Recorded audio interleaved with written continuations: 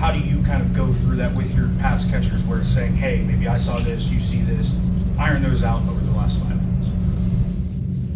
When there's film sessions, everybody shows up. And when I check to a route, you do the right route, you know? Like,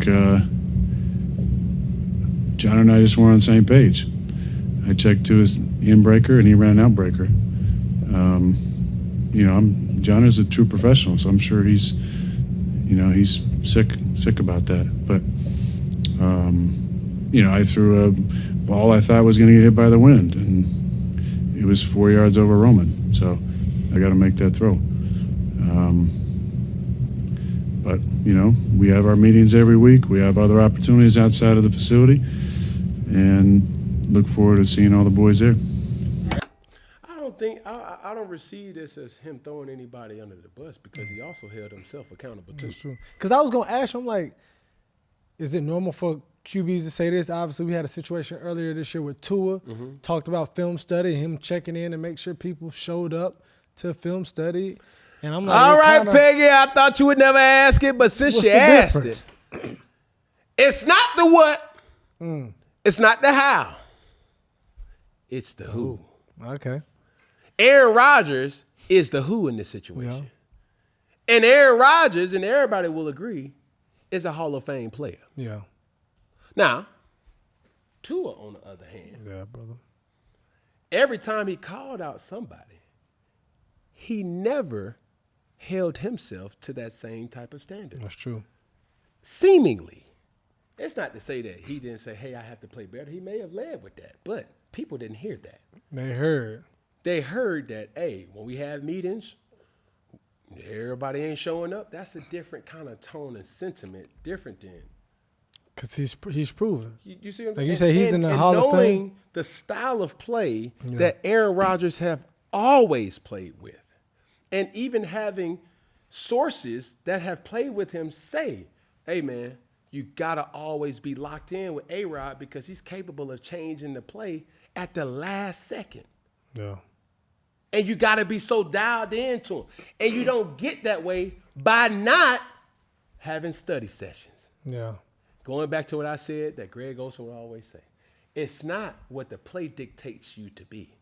You got to be where the quarterback is expecting you to be. That's real.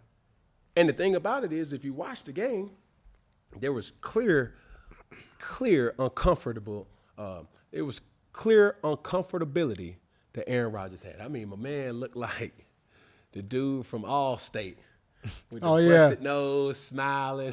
I said, golly, they got my dog looking bad out there.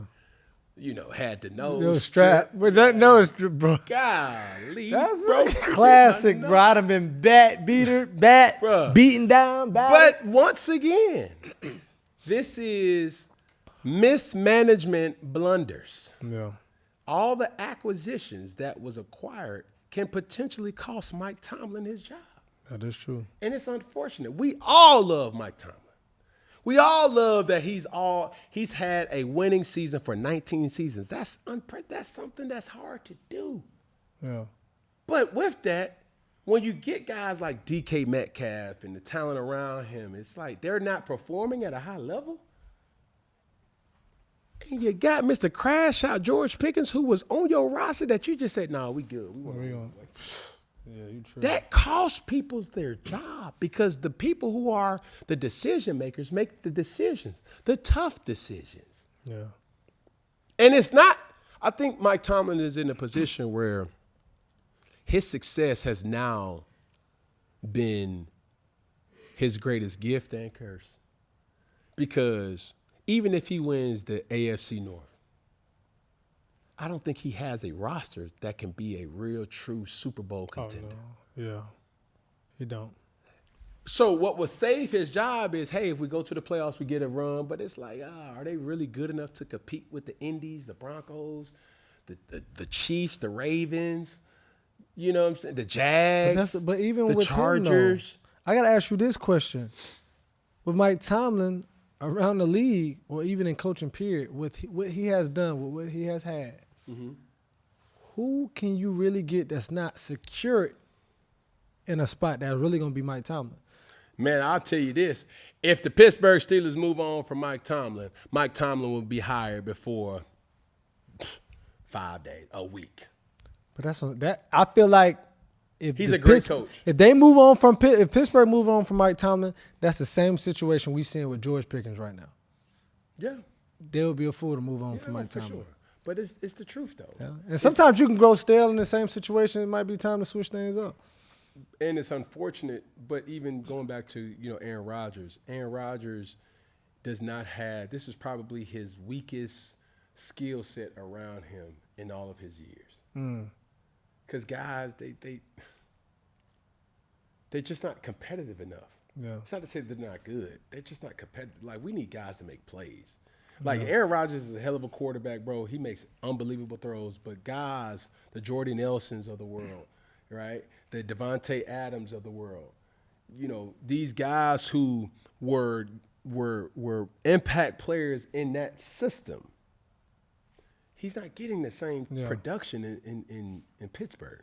And that's the thing. And that's what's most frustrating when you're watching it, because it's not to say that Aaron Rodgers isn't capable. No. I think the skill around him just isn't good enough to compete at a high level.